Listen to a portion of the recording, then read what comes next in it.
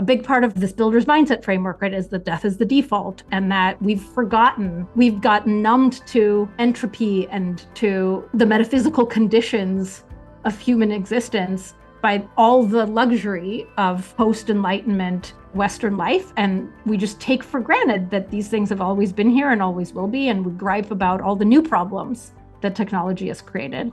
And I know how therapeutically unhelpful it is when someone gets told, like, well, you know, other people have it worse.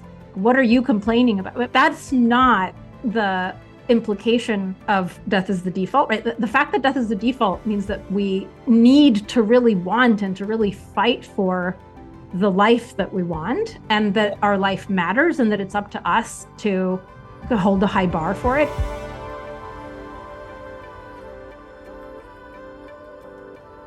Welcome back, everybody, to the Hope Axis. This is the 27th to 30th episode. I don't remember.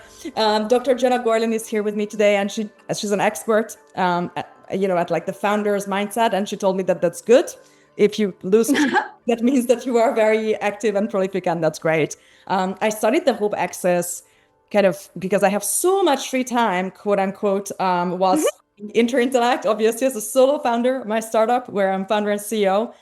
I was a little bit dismayed by the narrative in the media, in the discourse. Everybody sounded so hopeless. Everybody sounded so bummed out. And to me, when a very, highly agentic, prolific, active person who undertakes great projects, whether that's building a company, a family, writing a book, sounds so pessimistic about the world, I always have so many follow-up questions. I think very hopeless people don't build great things because they don't necessarily observe the future as something very promising or very positive. And I thought, okay, but where are the people who are making great things, building great things, and they are aware of their hope? They maybe are aware that they are hubs of hope. Their agency, their constructive approach to the world actually gives other people hope as well, right? People who participate in your projects, people who read your books, people who are inspired by your example. And so last year when I studied the Hope Axis, the only kind of organizing principle about like what amazing people I will ask to be my guests, invite to be my guests, was that I want people who are openly hopeful to tell us what makes them hopeful, what drives them. And so Dr. Gena Gorlin, thank you so much. I mean, doctor, you're my friend, but like people might... Yeah, indeed. Yes, we're on a first name basis. She's an absolute phenomenon on the internet, in real life, and through her writing. Clinical associate professor at University of Texas at Austin. Previously, you were here in New York with me and just moved away when I moved here. We will talk about that. I take it personally just a little bit. Some terrible timing. Terrible timing. No. Gena Gorlin, my another very close friend of mine, also just happened to have left when I moved here. And now I get a really good excuse to visit you guys in Austin and San Francisco. Yes, indeed. Wherever you are. Jena's amazing Substack, The Psychology of Ambition, is another recommendation. And you have a builder's mindset magnum opus in the works for Penguin Random House coming out very soon. So there's so much you share about ambition out with the world. Sometimes. Go on.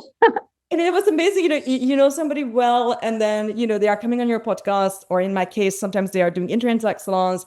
And as I'm preparing, I get to kind of approach the work at the oeuvre from an outside perspective because I have to prepare. So I went and reread whatever I could find and just like went earlier. That's exciting. And one of the things that really struck me, I didn't notice it at the time, was in a piece that you wrote about your younger child, son Adam, and his birth and his coming into the world.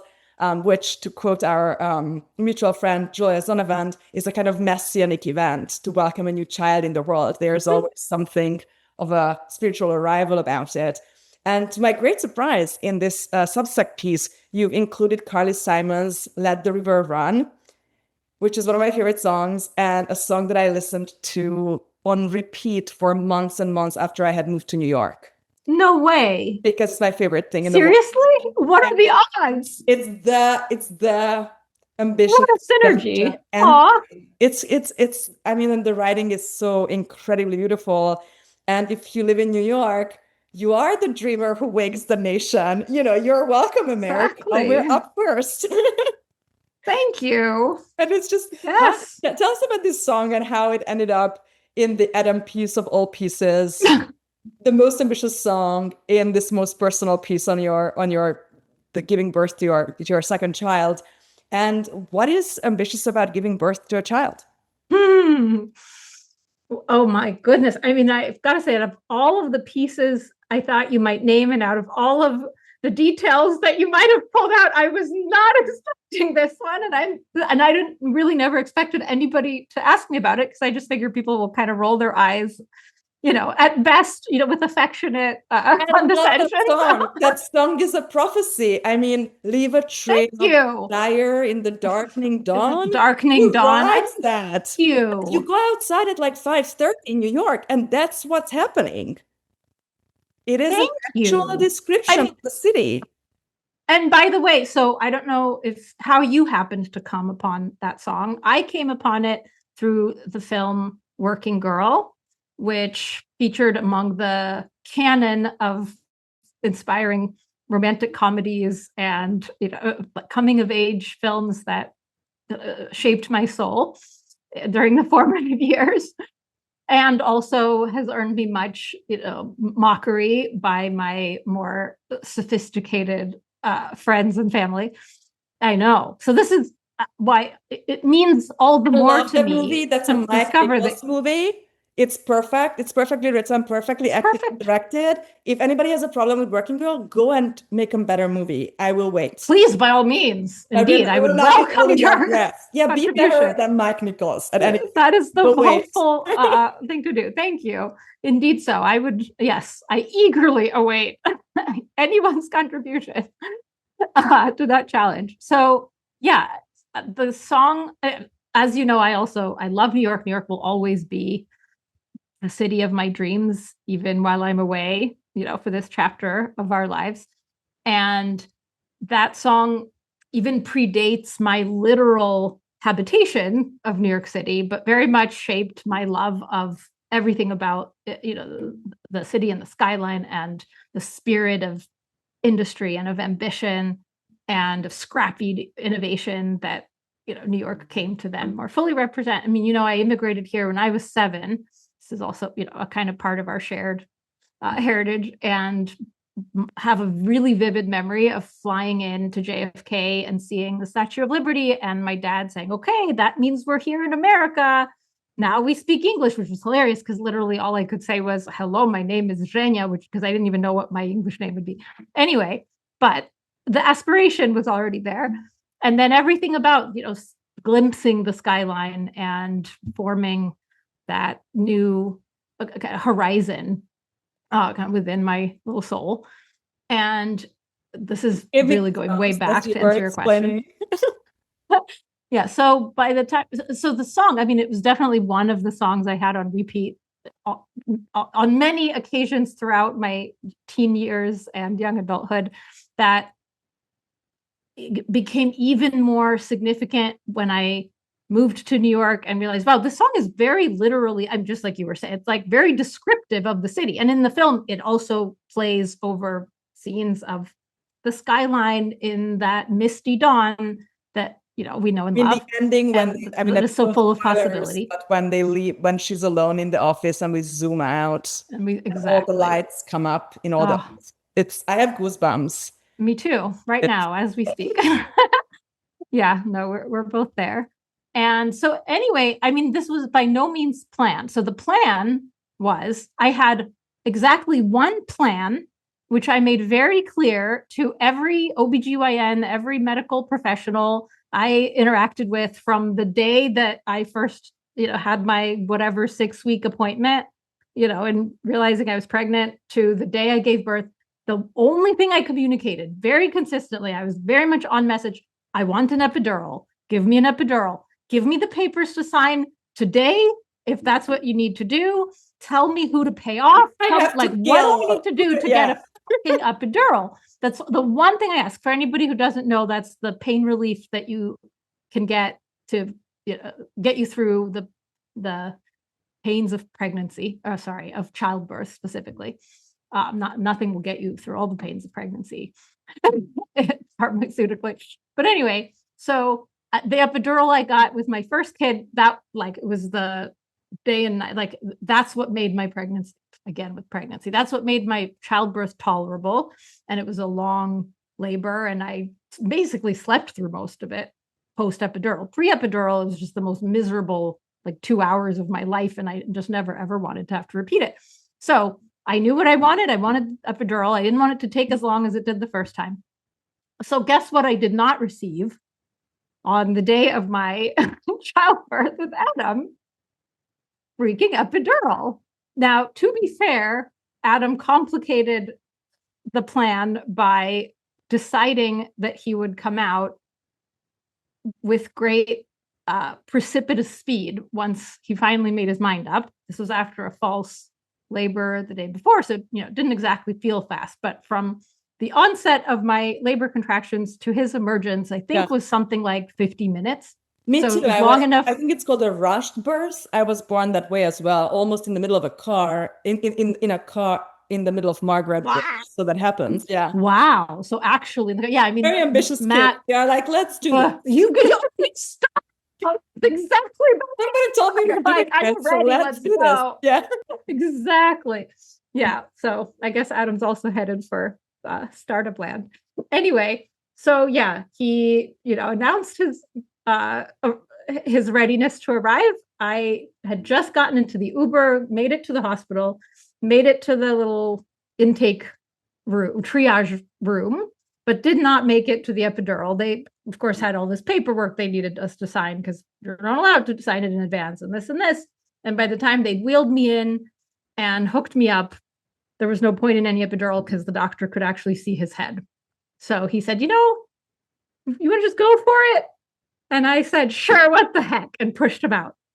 But what got me through that 45 minute interval from when I think before I stepped into the Uber, I think some part of me knew, okay, I don't think the epidural's coming. And I'm on my own here, left to my own devices. And I need to think straight enough to call the Uber because Matt needed to go drop off Alice and then hopefully join us. So, I was really on my own there for a bit.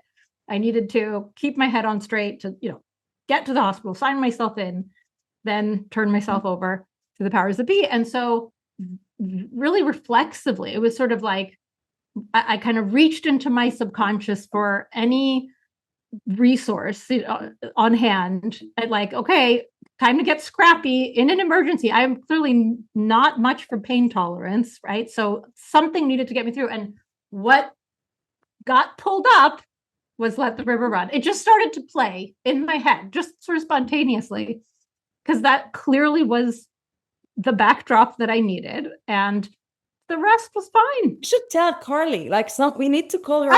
Tell her. I'm sure we can find her with us. You think? I'm afraid to ask. I think she is. Yeah. I would love for this to reach Carly. Thank you. Carly, I really hope she hears this. We love you. Yes. Thank you for writing the anthem for all crazy Jewish immigrant ladies in New York City since time immemorial. Thank you. And thank you for getting me through childbirth. Oh my God. And along with many other acute challenges that I have faced in my life. So that's the story. And welcome, Adam. So yeah, thank you. Yes, he's very glad to be here and living it up. At all. I love as far as I know, a lot of these narratives of ambition. And by ambition, I really mean something larger than life. I don't mean I'm going to be promoted at my bank, but this kind of elementary force in people that makes us, want to migrate and make a name for ourselves and, have children, write books, make our ideas known or create art, like this elementary creative force that makes you change the shape, of make you want to create the world, the culture. Right. Yeah. And I know that the other immigrant Jewish lady that inspired you was Ayn Rand. And if Indeed. I gossip, you met your husband Matt at an Ayn Rand conference. Is that true? it is What was your technically first conversation true. about? Was it about the ethical value of selfishness? Well, it's funny you ask. I'm just joking. How romantic. How romantic. I mean, in fact, you know what? I couldn't tell you what our first conversation was about, but it didn't happen at that conference, whatever it was, because at that conference, the way I encoded my meeting of him was that he was this kind of scrawny guy who was very focused on handling the book stacks in the little ARI room that we were both meant to use as our workstation because we were both volunteering as students. And I don't actually think we had a conversation. He was very introverted, and I was a flighty 16-year-old whirligig person who probably didn't stay put, in any one room for more than a minute. We're 16. So, yeah, right? Sorry. No, 17. I was 17. I lied. But 17 going on 10 and also 80. We happy to double click on that phase of my development anytime. Should you find it interesting. But yeah, we didn't actually talk. We talked probably sometime in the following 2 years, we became friends, partly because we both got recruited to work on a campus newsletter called The Undercurrent that our mutual friend Ben Baer, who at the time was a grad student at what's its place? Irvine. Not Irvine. What am I saying? He's gonna kill me. Urbana-Champaign. Anyway, it doesn't actually matter. Point being that he had observed this phenomenon that people will run clubs on campuses, or they'll have their little campus newspaper while they're matriculating, and then they leave, and then the newspaper or the club or whatever initiative dies with them. And he wanted to create some kind of a more global initiative, speaking of ambition, that would outlive its individual student members and could be this a kind of source of community and of impact for ambitious students who are kind of like-minded and exploring these various ideas.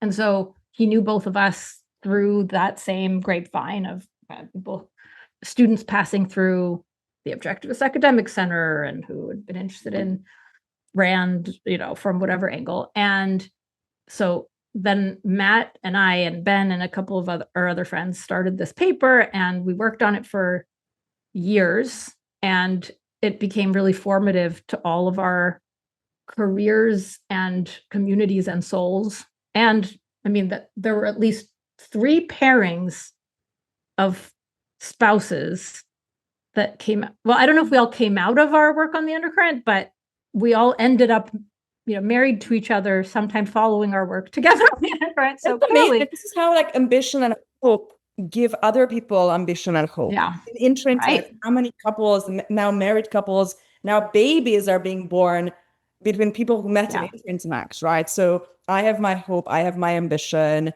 and it's not just contagious in that other people will also start their own projects, but that kind of vibe that there is a future and it's worth putting in the energy and the time and connecting and doing the right thing. I think people pick up on that very, very fast. Yeah. And I mean, I think we pick up on it from each other, right? I mean, the contagion of being part of this group, I think back to it fondly every time I talk to a younger person who's looking for their tribe, looking for their community, or trying to start something up and feeling isolated and doesn't know where to begin. And I'm thinking on the one hand, you live in the age of social media and Substack, and how hard can it be? And then thinking back to well, how do we manage to ignite the flame that was this incredible little micro community? And we were emailing back and forth. We just had long email threads. And by the way, almost no one actually read our newspaper. The newspaper, objectively speaking, was a failure. We distributed it on a bunch of campuses where very likely they never got read. And we had donors who wanted to support us because it was really cute that, a bunch of students wanted to do this ambitious thing. And so objectively speaking, total failure. And by far, I mean, if you, on the other hand, if you kind of compute out the compounding effects of having worked together as the group that we were on this kind of really intellectually dense and kind of culturally responsive initiative and kind of even just urgency powered initiative. And then if you look at all the things that we all went on to do, like several of us, I mean, Keith Schacht went on to found Mystery Science, which is now in something like 50% of public schools in the US to teach kids science. And Ray Gurn and Rebecca Gurn, again, that's one of the married couples. They went on to found Higher Ground Education, and to run the largest Montessori network in the world. Matt and I, we've done cool things and also gotten married, and now our kids will go on to do cool things. Like, so if you think about the compounding value of that group having sort of catalyzed each other's ambition at that critical inflection point in all of our lives, it's like incalculable. No energy. And much is gained, I would say. Yeah, it's so, and this is something that people get really wrong about ambition, that it's more of a lifestyle change than a diet. So it's not something that you do it's not a kind of finite game that you do for a specific goal. It's more like changing how you approach the world, approaching the world almost like a creative exercise, because almost everything that you do will kind of yield different rewards than you think. It will exactly. There will be rewards. Energy is never lost. Like whatever work you put in will surface somewhere as value, right? Like that never turns into the opposite of itself. But being too fixated on outcomes, it feels very discouraging. I mean, there is this wonderful theory of, like your resilience is kind of proportionate to the size of your belief system. That's nice. Where does that come from? I like that. From Shruti Rajagopalan. And I'll look it up. It's a really interesting thing because, if you're only going, and I see this with a lot of my normie friends who have these early 20s goalposts that they have to like Super Mario kind of pause by, get the money, the gold, and like getting a good job, getting into a PhD program, getting a spouse, getting children, having children, blah, blah. And like they tick them off, and then there's just emptiness. Yeah. But can I break in? I see. Yeah. No, I mean, so I think what you're saying is so right. And I want to caveat, and this is something that's really core to the builder's mindset as I've been developing it, which is it matters that you care about the outcome. If you want those compounding effects, including all the unpredictable downstream effects that then that build upon whatever the original magical recipe, right, that you created. But you create the recipe in the context of really caring about something and really wanting to actually put it out into the world. And so it's important with that group of us working on the undercurrent in the, whatever it was, mid 2000s, right? Yeah, I think it was around that time, that we held really high standards on our writing. Like we did not put out crappy copy. We went through multiple drafts, and I just remember being torn apart. I mean, it ended up being a repeated joke at Matt's and my weddings. Several people separately noted their memories of how Matt would like rip into my writing and just like slash half of my words. This is before we were dating or had any conception that we would ever date, mind you. Is this how the marriage is? I mean, actually, yes, and more so, but like with even greater bravado and confidence because he's built up more cred with me at this point. No, but also, it's somewhat mutual. Although he will never show me his writing. I love that piece where you're writing. Matt is writing about the marriage, and that there is this constant flirtatious bickering and competition. Yeah. It's I mean, as your guest in Austin, I did not, this is not necessarily something that an outsider can perceive, but I think it's good if you have a kind of ongoing game going just to keep things interesting. I mean, you probably perceived it and just didn't think anything of it because you could tell we were flirting. Whereas, for example, our kids were initially confused by it. So Alice at one point asked us why we kept arguing. And so Matt introduced her to the concept of a fake argument and explained that sometimes mommy and we have fake arguments because it's fun for us. you know how you sometimes pretend because that's fun for you. Well, the way we pretend is that we pretend like we're mad at each other and that we're having this, this disagreement. And sometimes the disagreement is real, but what's amusing is that it's actually not important at all. And we're sort of like playing it up like it's important. Anyway, and so she kind of got the idea. And now she, A, calls us out on our fake arguments, and B, initiates fake arguments with us. So the tradition gets perpetuated. Anyway. I love this talk about next thing. Actually, for just to go back to the immigration and ambition, how those two things relate. And, I think there's a reason why the anthem to ambition, which is Let the River Run by Carly Simon, is in the Adam piece about the one about childbirth. What is it like to give birth to an American child as an immigrant? Aww. That's such a, there's layers to that, right? Wow, you're getting me to talk about the really real stuff. What a great question. It's such a deeply personal experience, obviously, that I'm trying to even, I'm someone who does not hesitate to write about the deeply personal stuff. And yet this is a nuance that I haven't really put to writing or put words to. I'll answer by anecdote and then see if there's more to say after that. The anecdote is that Alice called me out recently. She's the 5-year-old, on the fact that apparently her verbatim words were, "Mommy, you like to tell me that I'm growing up in a really great time all the time." And I said, "Yeah, you're right, sweetheart. That is a point I like to make." It's an even bigger household, Alice. We're excited about progress here. It's so true. And when she said it, I realized, wow, yeah, it's such a pervasive pattern in my so conversation indoctrinating your children with this that they will turn into this. But I didn't reading. It was just. I'm also inoculating her against myself because I'm giving her the ammunition to call me out on stuff and then mock me for it. So there is a kill switch. But she points this out to me. She's like, "It's okay, Mommy.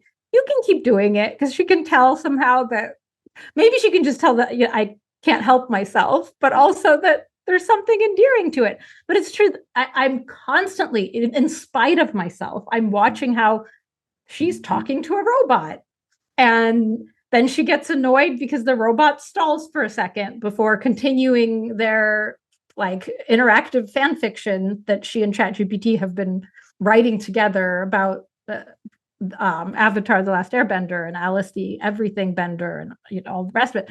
And the fact that the things that she worries about, I'll have the image in my mind of first walking into a grocery store because I remember it vividly. And I don't know, if you had the kind of stark experience of this that I did. Actually, I'd be curious. But when I was 7, this was 1993. The wall had fallen, 3-4 years prior, and Ukraine, Odessa, Ukraine, whence I had hailed, was still squarely in the developing world category. And my dad would stand in milk lines fairly routinely in early hours of the morning before they went, out of stock. And sometimes they would see his Jewish physiognomy and suddenly, magically be out of stock and then would serve the next person. And this was just life.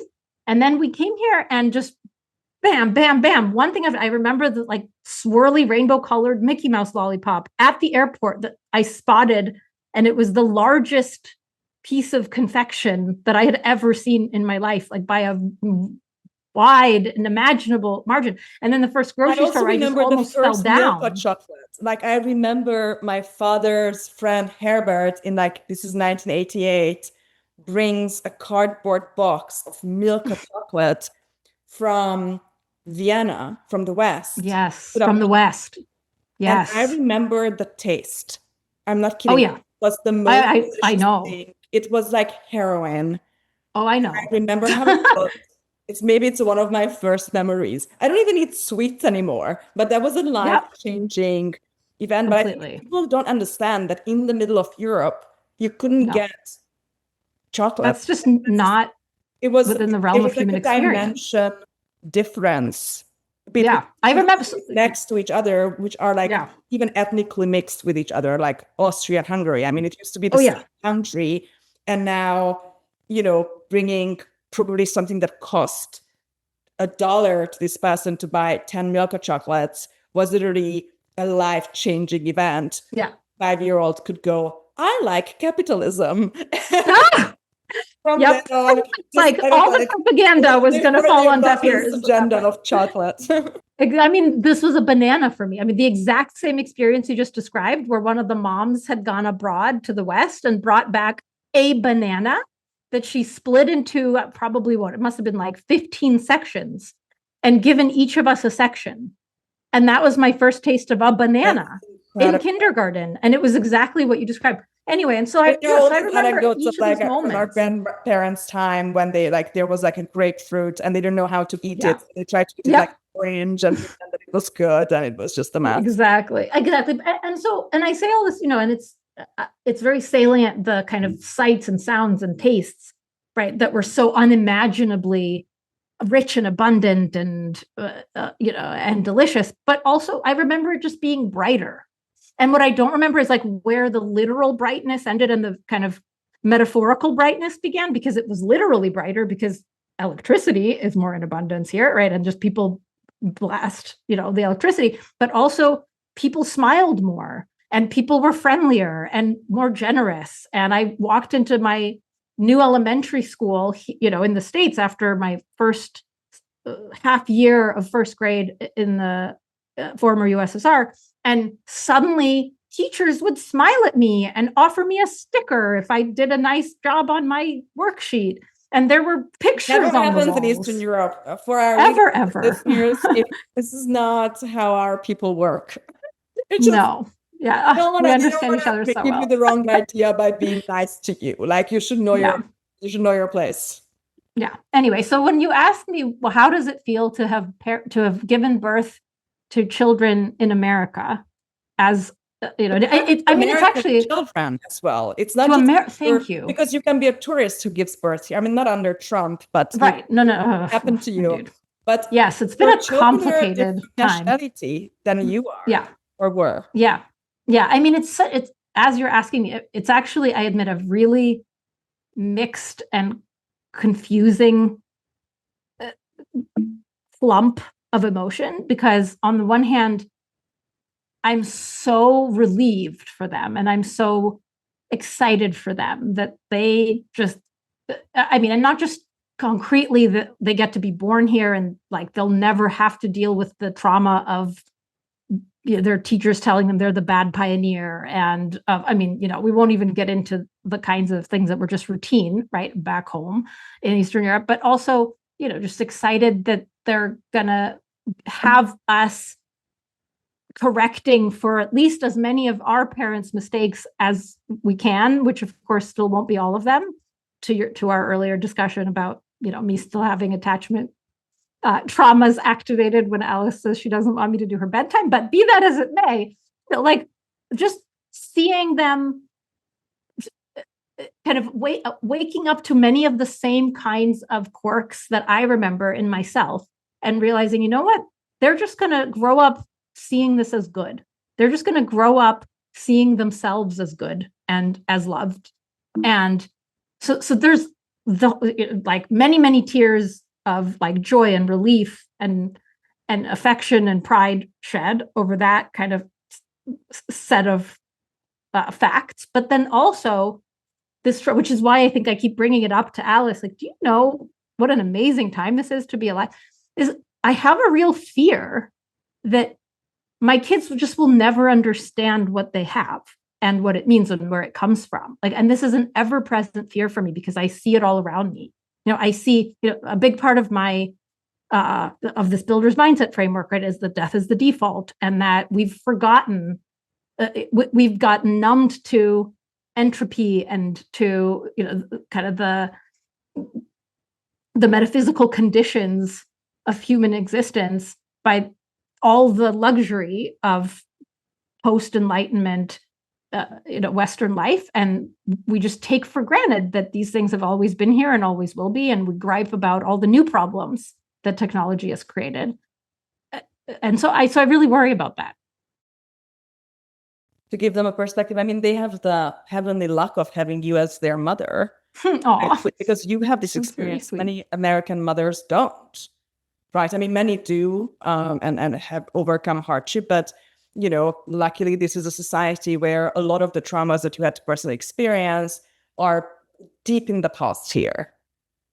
And right. like 3-4 generations don't have first-hand experience necessarily. So they also can't really teach their children that kind of perspective, that kind of arc of. I mean, that's right. And of course, I can also overdo it. And I'm trying to watch for that and taking Alice's feedback to heart. I mean, the flip side message that would be the wrong one to send is like, what I hate, and I know how therapeutically unhelpful it is when someone gets told like, well, other people have it worse. Like, what are you complaining about? Because that's not the implication of death is the default, right? The fact that death is the default means that we need to really want and to really fight for the life that we want, and that our life matters, and that it's up to us to hold a high bar for it. It doesn't mean we should be content with suffering, or we should be content with mediocrity because, hey, someone is suffering even more, and someone, has set an even lower bar. Yeah, or sometimes it's the person in therapy who thinks that, I'm fine because other people have it worse, and that's also not a way of dealing with your problems. But I remember 5 years ago, this is before the builder's mindset, and we will go there in a moment. But I'm really curious because I think one of the very first conversations we've ever had, and I remember Alice had just been born. She was tiny in your arms. You were in New York. We were both under lockdown on 2 different continents and became friends. What a time. And you were a pioneer and a contrarian in the general psychotherapy community, to the degree that to your Interintellect salons, all these psychologists would flock in because what you were talking about, and still to this day, I believe, can't really be found anywhere else. Like, there are other people talking about this stuff, but not necessarily psychologists, right? With the kind of technical practice. And one thing that, really intrigued me about your work was this whole idea of self-honesty. And the fact that, you encouraged therapists to be critical in their own mind or even in speech, if they think that the client or the patient is doing something morally wrong, that it's okay to challenge them. Sometimes maybe it's okay to point out that they are being entitled or fretting about a non-problem. And that was a completely groundbreaking idea in 2020, because that's exactly the opposite of what most people are seeking. Yeah. That was my approach. I remember in 2018, I finally, after 2 years of waiting, I had got into this foundation's free therapy for domestic violence survivors in London. And the first time I went there, this therapist asked me, what are you looking for? Very kindly, they talked to me like I had just survived being hit by a bus. And I said, objective truth. Wow. And she didn't say as a therapist, she didn't respond that that's not what we do here. But she might as well have. Yeah, she might as well have. But I think especially with something quite clearly defined by law or medicine, and often those things end up in the therapist's office because they have a psychological component as well. But there is a need for, if not objectivism, but objectivity in the office, because otherwise it's just this relativistic blob, and who is helped by that? So I'm really curious as we go to the builder's mindset. Do you want to maybe just tell us the story of how you went from this general call for self-honesty? You're not calling for you're not the Abigail Shrier person who says that all therapy or most therapy is bad, it's badly done, etc., etc. But you were calling. I would be shooting myself in the foot. Weird, say that. But you are calling for a different approach that holds individuals accountable, and that greatly lowers the bar for what counts as, a disease, and below that it's kind of the realm of moral agency for an adult who is capable of making decisions. So what was your journey going from there to working with the people who are not just recognizing their agency, but kind of aggressively projecting it onto the physical world?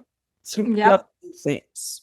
Yeah, that's a great question. I could talk too long about this, so I'm going to try to give you whatever I say, I'm going to give you the elevator spiel. That's when I proceed to ramble for 30 minutes. Maybe I'm not going to say that. We're happy, however many chapters this takes, we'll be all happy. Right, buckle in. No. So when I was in graduate school, so I double majored in philosophy and psychology. Also, you may know I had a brief stint as a dual degree student at the New England Conservatory and Tufts University. So 2 different schools where I was pursuing 2 different bachelor's degrees. So, so I had my taste of ambition as a musician, that's why from early on. Yeah. And I know about biting off more than one can chew, and all the rest of it. Anyway, and then I also remember had this weird friend group that I had met through the RAND conferences and through the newsletter I was working on, right? An outsized number of that friend group went on to found companies and to do big, ambitious, world shaping things. While I took the academic route because I wanted to both study and treat the mind. And I knew that intimate, transformative conversation was my holiest endeavor and the source of all my deepest and most joyful moments. And so I knew I wanted to do that, and then kind of expanding out around that, what are all the different ways to get paid for doing that a lot? I realized that psychology is a field where you get licensed to sit and talk to people. Yes, there was no internship. Exactly. Yeah. If only maybe it had been a decade and a half later, I would have had a lot more options. But at the time, and plus, as a very studious and analytical, brainy girl, and also an artistic and touchy-feely one, I was kind of looking for this uncommon marriage of intellect and art and science. And I realized psychology was kind of it provided that kind of intersection. So I could both be really nerdy and geek out on research and empirical methods and theories and sophisticated concepts of the mind, but also talk to people and get really intimately acquainted with the parts of themselves that they don't routinely share in the outside world, and meaningfully impact us both through that contact. And so I was on the academic path in order to ultimately achieve that, while all these high agency friends were off building stuff. And so I was, again, inherently kind of walking on these 2 sides of the fence and kind of inhabiting these 2 worlds, and didn't quite belong squarely, in either one. And that became a massive advantage in ways that, again, I didn't anticipate, until long afterward. But an advantage in that when I was thinking about, well, who is the target population? Like, we all specialize. The way that psychologists specialize is in disorder categories plus demographic descriptors, right? So like I specialize in adolescent depression with comorbid anxiety, or I specialize in trauma in veterans of the, OEF, OIF, whatever, right? Whereas I tried on various specializations. So such happy job titles. I know, right? Oh, you must have a fun job. Exactly. Just hearing it. Yeah. I mean, it's sexy, from like an NIH standpoint, or, to the extent that still matters to anyone. Anyway, so I didn't quite fit any of these categories. And as I graduated, got my license, saw many, many different kinds of patients over the course of my training and early, career, became a professor in New York, was really had the most autonomy I'd ever had over both the research that I do and the practice that I build. I really started to think from first principles and kind of drew on the inspiration, kind of drank the, the nectar of entrepreneurial agency that I was getting from my friends, right? In that weird other circle that I was part of, and realizing, you know what? It's not like the people I work best with, they cut across all diagnostic categories. They cut across all demographics. The thing that unites them, the ones who like come to me and they're like, Gena, you're the therapist I've been looking for. Why didn't any other therapist tell me this? You know, the ones I seem to be able to help, because that's certainly not everyone, right? And the ones I really seem to thrive on helping. They're the people who like, they don't just want to do the homework the normal way. They come up with their own weird way. And then, but their weird way is better than the way I originally laid out for them, you know, and they don't follow the cookie cutter intervention script or the 12-week protocol. Instead, they come back and they're like, actually, I realize I don't even want to work on my panic attacks, because the panic attacks are actually just a distraction from the fact that I don't want to stay in my marriage anymore, you know, or from the fact that actually like my work has become boring or toxic, you know, or whatever it is. And like, that's actually what I want your help with. Can we like that they're co-creating the therapy with me, and that they're creating that, like they're actively shaping their lives. And, you know, it's like they have the angst, but not the kind of lame wheel spinny angst that we associate with your kind of boilerplate neuroticism, but the kind of forward moving, you know, like the animated angst of like, it matters what I do with my time. It matters, you know, like, and I have some choice in it, and I want you to challenge me, and I want, you know, like I want what I do to matter. You and I are friends. Yeah, no kidding. Like, gee, does this sound like anyone you know? Yeah, basically they're on a gets. You could be my, like, what is it, ICP? What if my my customer profile anxiety could be built into something amazing that will then make me happy and make my anxiety go away? Like, never happened, right? Yeah, I mean, also like what, you know, there are different kinds of anxiety, and we lump together the kind of anxiety that is, you know, more associated with what I call growing pains versus stagnation pains, and you can learn to distinguish the two, you know.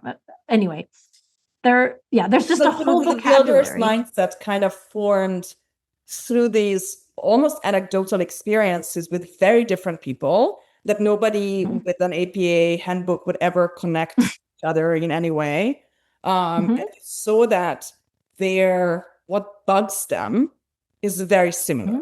It has nothing to do with traditional kind of siloed ways of disorder categories. Yeah. I mean, and I don't want to say nothing to do, but it's not, but like what their diagnoses are is just so non-fundamental to understanding what they need, and, you know, like what hurts and why, and what they're striving to become and to do, you know, like that very much became more of an organizing framework for me than which sets of symptoms does this patient exhibit. And what so you also have another Matt in your life who's very important, and also very important to me. Clifford, yes, is the co-founder of Entrepreneurship, was the CEO for a very long time, also studied ARIA research, and now works at Downing Street 10 to make the United Kingdom an AI superpower. Go, Matt, we love you. And through Matt and Alice Banting's incredible work at Entrepreneur First, you became basically the Yoda to all these things there, right? So you had this, and thank you, by the way, because you were my direct link and intro and catalyst for that entire chapter of my life and career, which then, you know, buoyed me toward the most satisfying work I've ever imagined. So truly, thank you. If I never do anything else, I did well. I'd say. I love it. I love it when my friends become friends, and even when they work together or build something together, it's so satisfying for me. But I'm really curious. So you had this insight that kind of came from a lack of explanation, right? It didn't come from an explanation. It came from the lack of explanation that you are noticing in a very empirical way, all these things going on. And in your profession, there's no ready-made answer. So you have to, like, it's how I came up with Interintellect. Like, I had this hunch, and I was like looking for an already existing thing. It's so much easier to use already existing framework. Yeah. And then when you realize that there's nothing there, then you think, oh shit, now I have to like dedicate 5 decades. I guess I have to build this. Yep. And the kind of the hero's call to action or adventure.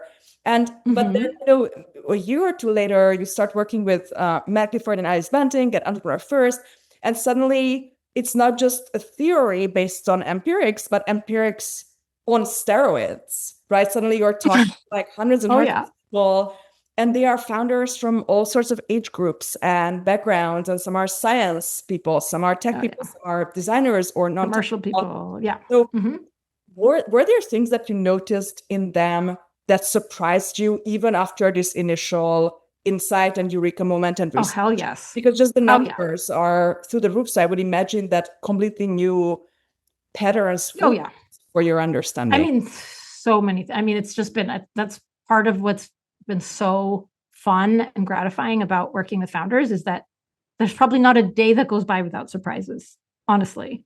Like, to this day, there are surprises, and maybe they're not like, 5 an hour, but maybe like 5 a day, but they're still coming in. It's pretty wonderful. What are some of the main ones that you really surprised you?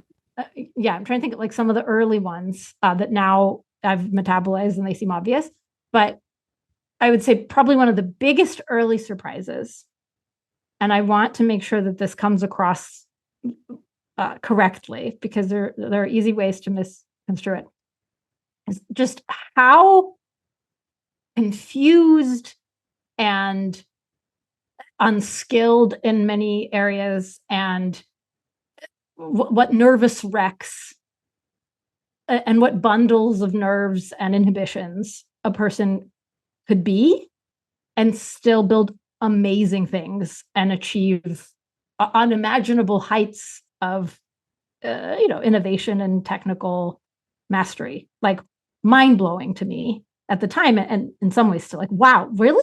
Like, how did you do it? I was always amazed that they could do it. You have to stop your toxic behaviors to but you don't. No, actually, success comes from super toxic behaviors. I'm sorry. Hold on. So this is where I want to. Yeah. So this is where I want to, put a slight caveat. But it's more complicated than it looks, right? Yes, it's much more. And part of so the first big surprise was how, like, these people, they are so messed up, and they're doing things that I could never dream of, that I'm so impressed with. And like, both of these things are true at the same time, and like irreducibly. And somehow they've managed to pull themselves together. It's like raging ADHD, and like, they can't get back to an email for the life, but like somehow they've managed to raise around a fund, like, and they had to get back to a bunch of emails for that. But like, somehow they pulled it together, or they got their girlfriend to do it for them, or, like, when they needed to somehow make it happen, or they didn't get back to those investors' emails, but the thing they'd come up with was so damn impressive that the investors came to them and like knocked on their door, because damn it, it's so rare to find that someone can actually, has the kind of mix of expertise and insight and kind of creative, synthesis to be able to intuit, like the direction that an industry is going, and then actually like pull together a scrappy solution. Like, that's so rare and so precious that the best investors, like, they'll flame spot it, and they don't give a crap at that point whether you are organized, whether you are emotionally intelligent. Like, they want to invest in you because, like, chances are you will be one of the ones who build the future, and maybe you'll pull it together and maybe you won't, but like, you have something that all those well put together, emotionally intelligent, organized people don't. And so that was one of the major breakthroughs for me, was like, there's disproportionate alpha, like, it matters way more about a person, like what they're amazing at, like what they do well, what their strengths are, what their sort of unique edge, competitive advantage is, than what their flaws are, or, like any of their foibles or limitations. Like, those things matter. I mean, come on, I'm a clinical psychologist. Like, of course, I care about those problems. I want to help people with them. But like, nothing matters in comparison to that breakthrough insight that you have, or that talent that you've been developing at the cost of everything else in your life, because you've had a burning passion for it. Yeah. It's really interesting. Like, you have maybe 100 things, and knowing which are the 2 things that matter, and everything else is kind of noise for a founder. Yeah. But one of the reasons why I left media, I mean, I was in film, I was writing plays, so like media and the arts, is because I felt it's only the 98 other things And I wanted to be in an industry personally. This was 10 years ago, 12 years ago, where I was like, even if somebody thinks I'm an asshole, my work can speak for itself. Right. And tech actually is a really, really, really rare industry where that's true. Yes. Because there is sexism, all sorts of like, Sure, all the usual foibles. well. Sure. But compared with any other sector, it's almost non-existent. Like in tech, which really nobody cares who you are in some fundamental way in the moments that truly matter. And I think that's just a completely underrated, incredible thing. Exactly. Very much likewise. And ironically, it's sort of like a cultural scale analog of the individual phenomena. Like, tech culture, Silicon Valley culture, you could poke fun at it from morning to night. There are all sorts of weird quirks and foibles and biases, and sort of autistic-y tendencies and and alliances, with political factions. But plenty to question and to, scoff at and roll our eyes at, and some of that, like, that's important and real and bad. And it all just completely pales in comparison to what you just said, right? Which is so, so true in my observation. Like, this is the only place you can go in the world where no one cares about anything on your CV, anything about your background, your credentials, your demographics. They just want to know what you're building. And they want to plan the future together and make it real.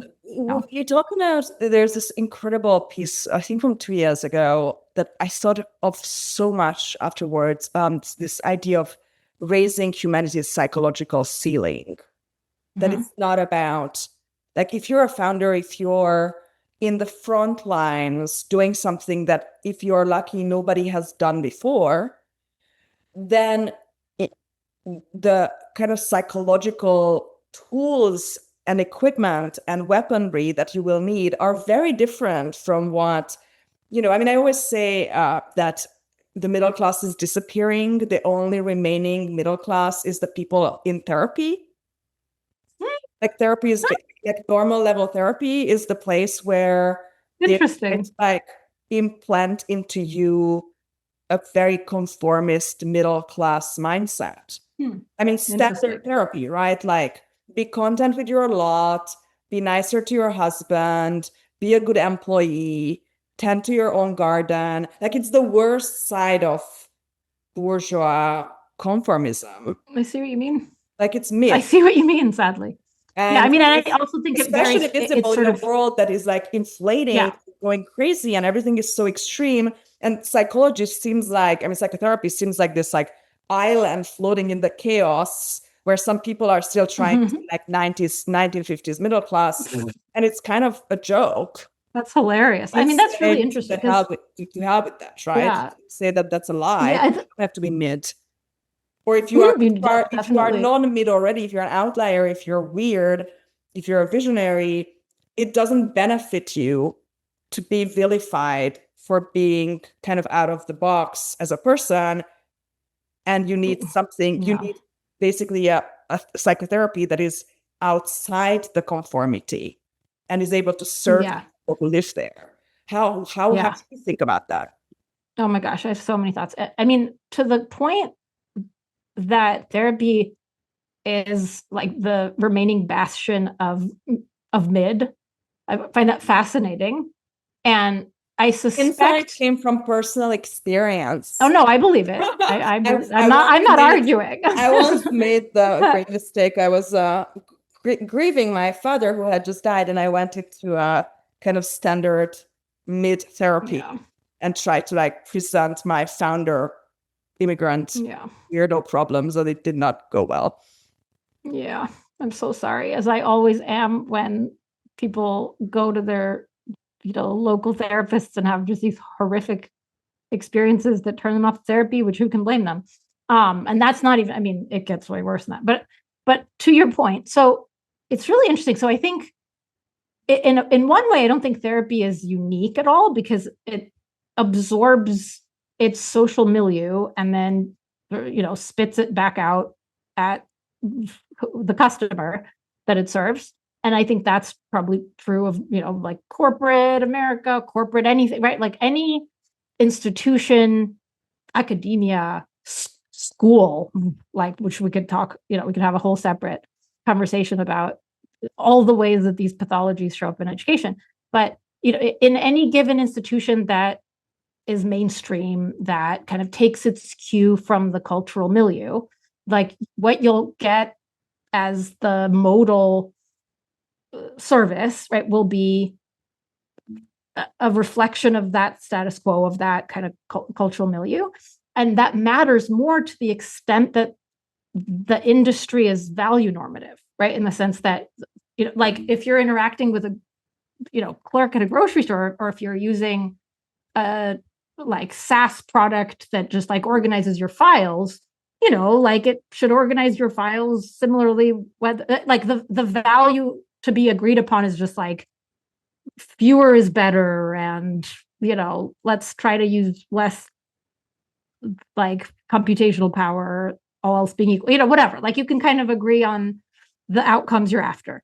Whereas, like if you're if you're building a software for personal development, now suddenly it's a lot more value normative. Like, what is a good outcome? And now you can have, we could see this with all the different personal development apps that have the same problem you're describing with therapists, where like mostly they're going to sort of encourage you to have better work-life balance and to not be too hard on yourself and not hold yourself to overly high standards. And you're told right, like it's the same kind of, you're told you are less ambitious to solve your problems, even though your problems are maybe success related. It's kind of crazy, right? Yeah. So I think in that way, therapy is just another reflection of its cultural milieu. And I think interestingly, you'll also see that in the differences. This is where I'd be very curious, because you may have unique experience here, like where I imagine therapy would be much worse in, say, like in an authoritarian regime, or in a country that is, where like the kind of default cultural norms err much farther to the side of either, kind of like anti, kind of like secular individual flourishing, or anti-progress, or anti-optimism. That's true. I find that in Budapest, I know Budapest and London, to some degree Brussels, a little bit Lisbon as an immigrant. To me, to talk about Budapest, because probably that's the one I know the most, just because of like the number of years that I lived in each place. Going into like traditional psychotherapy, even psychoanalysis in Budapest makes perfect sense. What does that mean? You live in a liberal society where you do have this kind of thin veneer of high culture. People experience a lot of the personal freedoms that they can in just reading books and going to the theater and maybe sleeping around. Like it's the same as it was during communism. Like that's the farthest you may go, and then people have their little like semi-illegal dealings, because following the law makes very little sense, in a place where the leaders don't follow the law. Oh yeah. And it's perfect. Like you can't really solve your problems. Most of your problems are really private. Your neighbor hates you, and your husband likes your cat more than you. And then you have where you have this like extremely defeatist but very elegant, well-dressed and highly educated lady who, speaks 17 languages. And she like talks about how, the world is a sad place and the human condition is really hard. And of course you have problems. This is how life is, and at least your husband is not fucking the cat. So, look at the bright side. And then you see, and then you leave, and it's also quite affordable. This is fascinating. And so this is fascinating. For me, that makes sense. Yep. I only went to therapy in my life when I was kind of in a relatively bummed out, palliative situation, and not change things. Yeah, and moved to America. This makes no sense. Like you live in the country of opportunity. You live in probably the most meritocratic place in the history of the world. Fascinating. But therapy still seems to lag. Therapy? And like, why would you say and it's the same school. It's like Freud, it's Central European, like it's my mother tongue. I get it. Part of what you're talking about is like like somebody tells you to like calm down, slow down. No, here it's coaching makes sense in some sense. This is so fun. So part of what you're talking about is we haven't even double clicked on the different strains of therapy, right? The different schools that descend from very different. The housewife that was assumptions, psychoanalyst, right? Because she gets time 3 times a week to smoke on the couch, talk about their dreams, and then go home and right. I mean, so to be fair, we're talking about a relatively old school and sort of continental born mode of therapy, right? To the extent that the therapy is more psychoanalytic, psychodynamic, like is kind of more influenced by that tradition.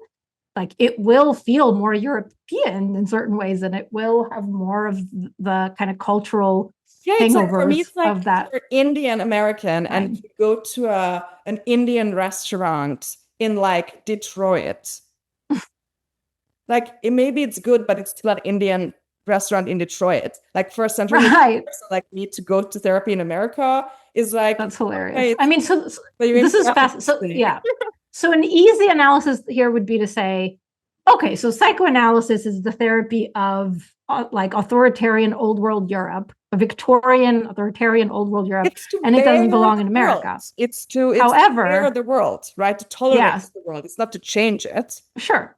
Yeah. So I think the really interesting question is, so CBT, by contrast, was born in America primarily, right? Aaron Beck was an American physician, and most of the kind of luminaries who have built upon his work and kind of early work, and first like he took influence from behaviorism and then kind of wedded it with what he had learned in psychoanalysis, but had sort of distanced himself from, because in part he was observing some of the very problems that you're talking about. Like this is kind of low agency, and who says that you couldn't like think differently about this situation that happened to you, and maybe you could actually reinterpret your dream in a way that's still funnier and more hopeful. New events happen. It's reframing. Well, no, but it is. But to be fair, in CBT is an action-oriented therapy, right?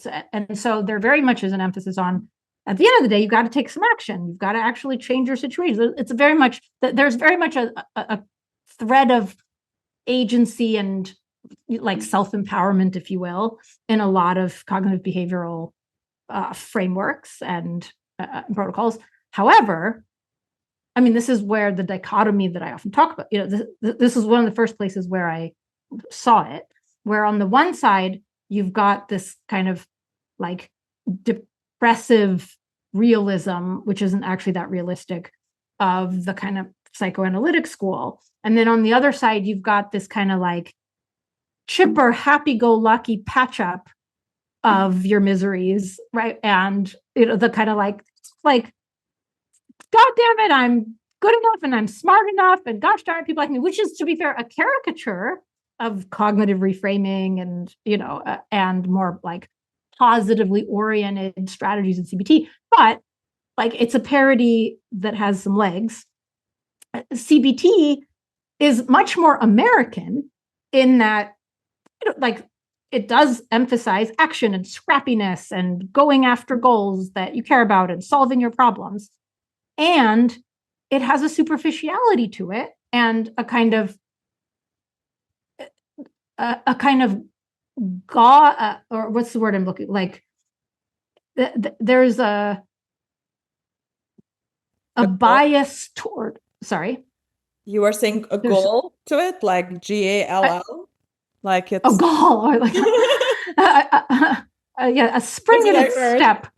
Yeah, like there's I mean, in a certain sense, like the bias to action that we see in entrepreneurship and in Silicon Valley, like there is also a kind of bias to action in CBT, but often what that bias to action comes with is a kind of bias against depth and a bias against meaning, against sort of like really doing against angst, right? It's like either you lose the angst or you lose the agency. Like this is that I know, isn't it wonderful? I think when it moves you to action.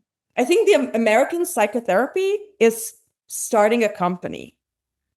There are no new lands by building. Like it used to be going west, but like, okay, now all the land has been taken. So what else is to build? Where, companies, right? I do think that's a common motivating force for a lot of my favorite people. There's the meme that men would rather XYZ than go into therapy. I think men are right. Like men It's got something going. In a weird way, the fact that for men, there used to be this stigma against going into therapy, I think that actually in this moment in history, it serves them. Because for women, I had situations in my life when I was like complaining about something, and women amongst each other really reinforced this very patriarchal kind of defeatist treatment of each other, right? When, you know, your friend is sad and she wants to get a divorce or change jobs or whatever, and the other woman will say, oh, you should see someone, you should go into therapy. Like, no, maybe like, basically as a crutch. Yeah, you should maybe leave or fuck somebody or write a book or do something with yourself. Like if you also like therapy, that's great, but it's not a replacement. Yeah. So all of these are failure modes of therapy, and they're really common failure modes of therapy. And so I, as you know, share all these criticisms of, I mean, you're doing it very differently, which is so refreshing. Therapy. Yeah. I mean, so many directions that I'd love to take this, and I see the time dwindling before us.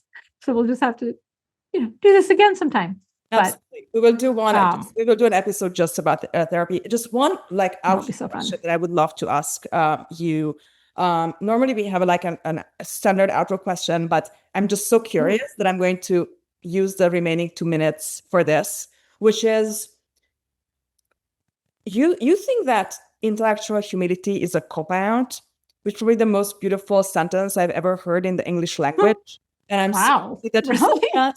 Yeah, because I agree so much. I'm in raging agreement with you. Can you tell us what you mean by this and why intellectual humility, according to Dr. Gena Gorlin, is correct?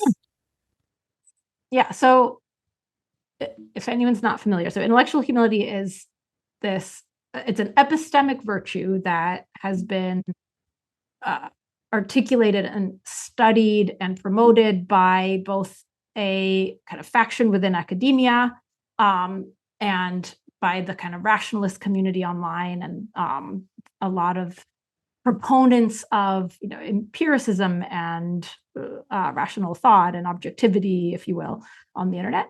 And I think a lot of its particular recommendations or particular practices it promotes are really important and good, like checking your biases and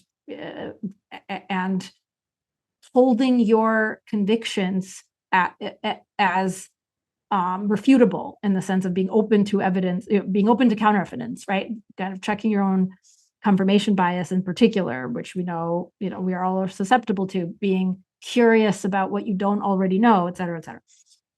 The problem with defining these virtuous practices under the umbrella of humility is that the emphasis is on refraining from certainty, refraining from holding convictions strongly, right? Like one of the catchphrases of the intellectual humility movement is, strong convictions loosely held.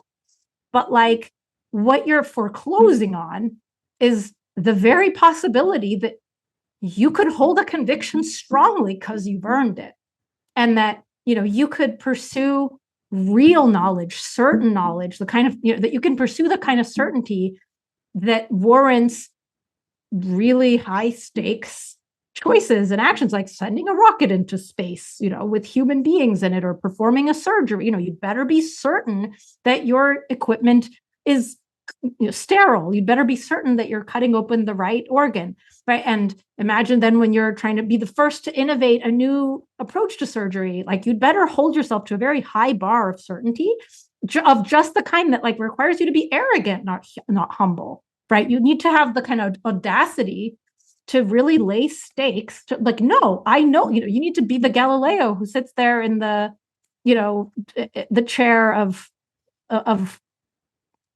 judgment and says, but damn it, the earth does move, right? To be able to risk your life and your safety and your social stature on what you believe to be true. And I think framing that in terms of humility just completely tips kind of the motivational, scale away from what is ultimately the point of inquiry.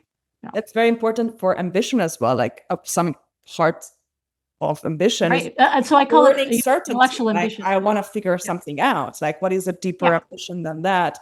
And to say that you can't really earn a fully held conviction is it's a cop out in that it sort of frees you from the work and the risk involved in actually pursuing real certainty and real conviction, and like saying, you know what, I think I'm right, and like putting yourself out there and letting reality be your crucible. Like I think the insight that the intellectual humility movement sort of like takes for granted, rather than really kind of articulating and then building upon, is knowledge is hard work to achieve. Like by default, you are ignorant. By default, we're all ignorant and wrong. By default, we've all internalized a bunch of assumptions that just happened to, be in our cultural milieu. So yeah, by default, we don't know anything, but we don't have to settle for the default, right? Like if we understand that, and if we respect the work and the ambition required to actually go out and like test our hunches and invalidate them many, many times over, and build credible judgments by really gaining expertise and mastery in a field and, depth of understanding, like then the sky's the limit on how much we can know and how certain we can be. Amen. Gena, thank you so much for joining us and for giving us so much hope with figuring out all these kind of underexplored realms of the human psyche. Thank you for providing, so much help, support, encouragement to people whose life is crazy because they are something new and weird, and it's so hard for them, for us, for you as well, I would imagine, to find really constructive help, support networks, even a vocabulary for describing what you're going through and why you want what you want, why you're dedicating yourself to something so fully. I'm so grateful for everything that you do, and thank you for having shared your views with us. Everybody, buy Gena's book when it comes out, and until then, read The Psychology of Ambition on Substack. It's really good stuff. Thank you so much, Anna. Can I wait? No, wait. Are you going to let me respond? Of course. Because I just want to say the sentiment is so deeply mutual. And what I want to say, I mean, even apart from the very concrete, tangible ways that you have like rocketed my career forward and just catalyzed my ambition, truly at really crucial inflection points in my career, the ultimate reason I do what I do is because I want to spend time with the most inspiring people possible. And that's you. And thanks to you, I get to spend a lot more of my time with a lot more of the most inspiring people in the world, yourself included. So thank you. Thank you so the thanks is all mine. All right. This is why you have to pay it forward and help, if you're ambitious, help other people to be ambitious, because in the end, you will be living in this incredible community of people participating in each other's lives and careers and inspiring each other. It's a kind of never-ending story and an infinite game. Thank you so much for playing this game with me. I've loved every minute of it. Likewise. The last 5 years. Very much likewise. And onward. Onward. See you guys later.